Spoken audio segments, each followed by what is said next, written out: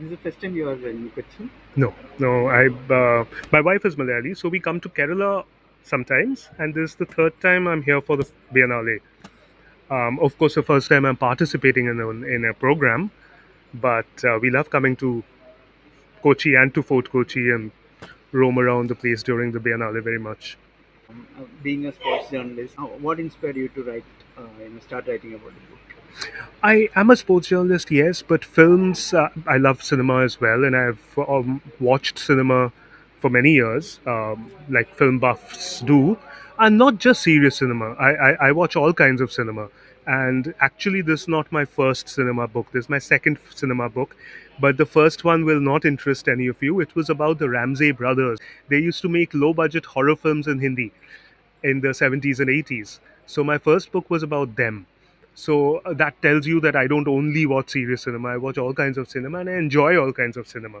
And writing about, I also write on cinema for publications and magazines. So it's not a sudden thing. I read a lot about cinema and I watch a lot of cinema. So and Ritwik specifically was someone I was always very fascinated by, and I was very curious about him as a person, and also about his cinema, because his cinema had so many layers and so much in them that I felt that as a watcher I didn't always understand everything.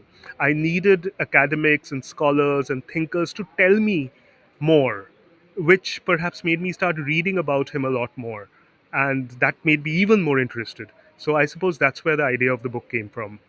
Conversation in the talk, you said people are celebrating with the Ghatak as an individual, being an artist and kind of. And there has been years of especially in Kerala followers Hmm. for and Bengal and Kerala basically. And what is the situation now? Of course, the relevance is increasing, but the kind of film and filmmaking and the films are changing. How do you look at it? See, one of the interesting things about Ghatak is that among all the great Indian filmmakers, or perhaps filmmakers around the world, he's one who didn't have a school. There's no Ghatak school of filmmaking outside of maybe John Abraham. Because even Kumar Shahani and Manikal, who are celebrated as Ghatak's great students, are not, they might have borrowed elements of Ghatak and put them in their films, but they're not really from the Ghatak school. John Abraham was perhaps the only one who was from the Ghatak school of filmmaking.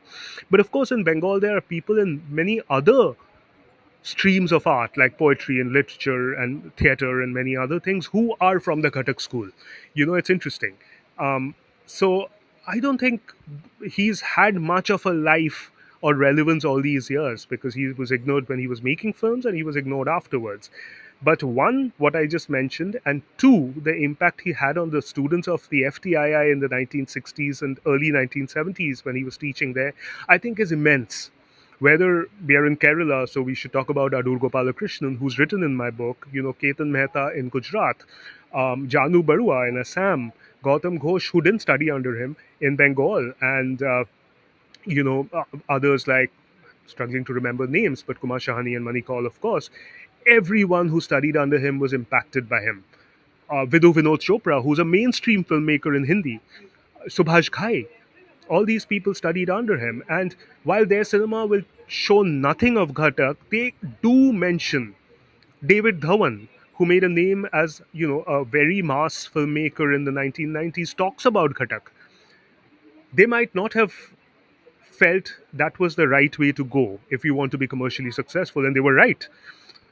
But all of them talk about the impact of Ghatak, and therefore, Ghatak, more than a person and a filmmaker, has lived all these years as a ghost, as a spirit.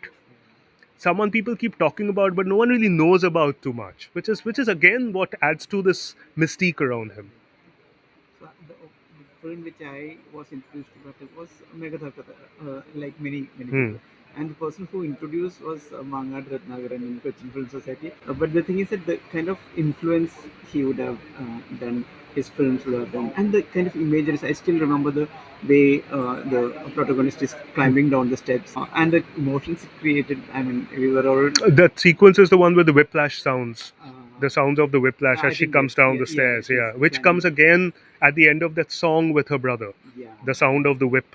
yes, I um, saw this like 20, yeah, more than yeah, I 20 keep years watching, ago. so yeah. Okay.